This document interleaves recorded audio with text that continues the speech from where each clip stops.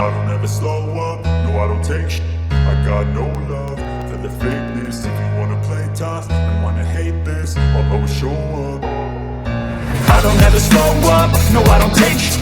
I got no love for the fakeness. If you wanna play tough and wanna hate this, I'll always show up and make a statement. I don't ever slow up, no I don't take sh**. I got no love for the fakeness. If you wanna play tough and wanna hate this, I'll always show up.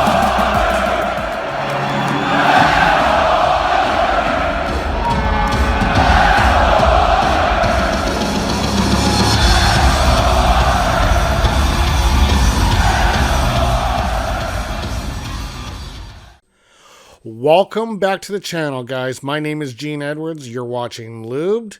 This is my review, and I'm going to do a preview as well for game number 3 in Los Angeles. But we're going to start with the review first for May the 4th, 2022 at the Rogers Place in Edmonton, Alberta, game number 2. It was a response. This was a message-sending game to Los Angeles saying we're not going to die. We are not going to lay down. If you're going to beat us, you're going to beat us the hard way. And I'll tell you what, Mike Smith, hey, he got a shutout. He got a shutout. He responded extremely well to the play that happened. I'm not going to drag it out, the play that happened in game 1.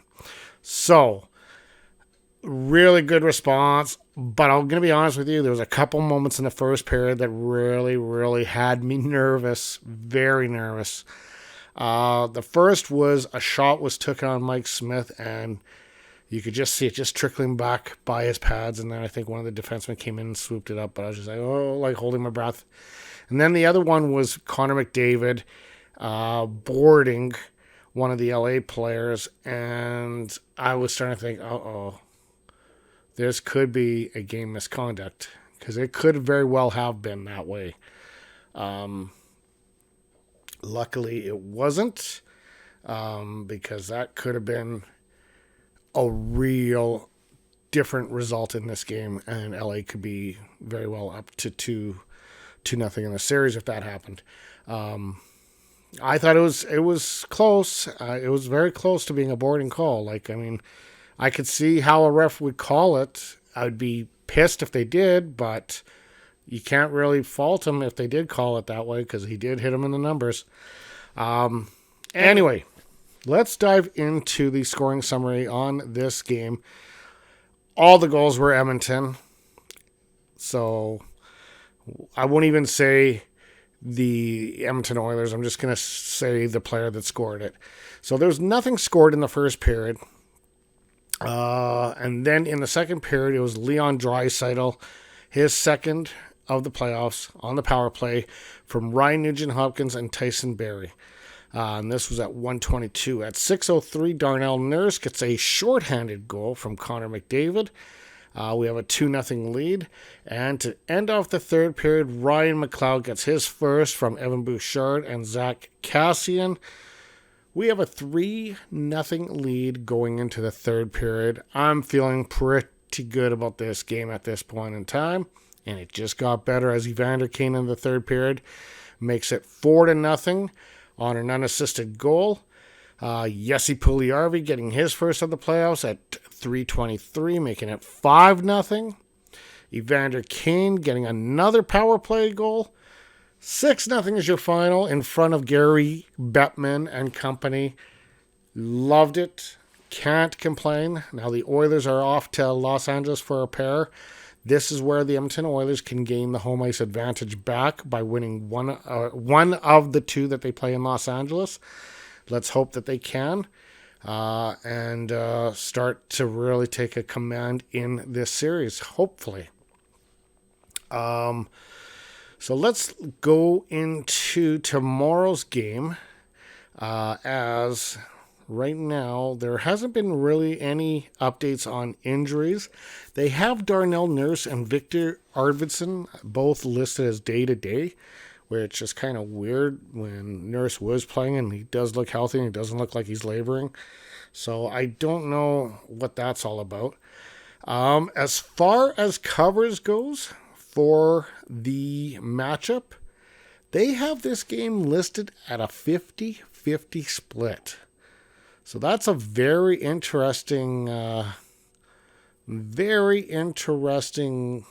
prospect that they're right down the middle. They're 50-50 split to who could win this game. Let's take a look at some of the trends that... okay, so some of the trends that the Oilers have. So the Oilers are 6-0 in their last 6 when their opponent allows 5 or more goals in the previous games. The Oilers are also 4-0 in their last 4 Friday games. The Oilers are 7-1 in their last 8 after scoring 5 goals or more in their previous game. The Oilers are 6-1 in their last 7 versus a team with a winning record.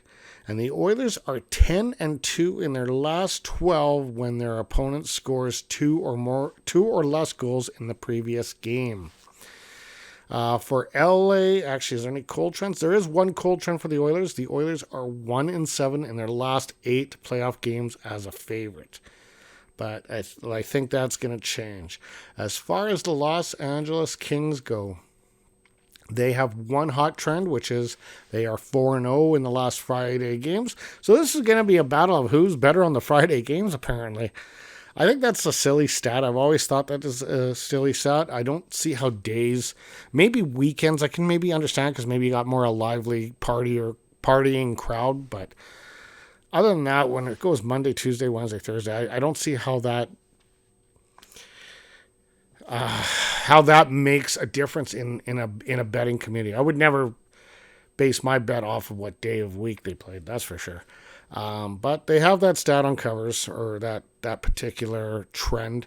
And as far as cold trends go, the Kings are 2-9 in their last 11 games following a road trip of 7 or more days.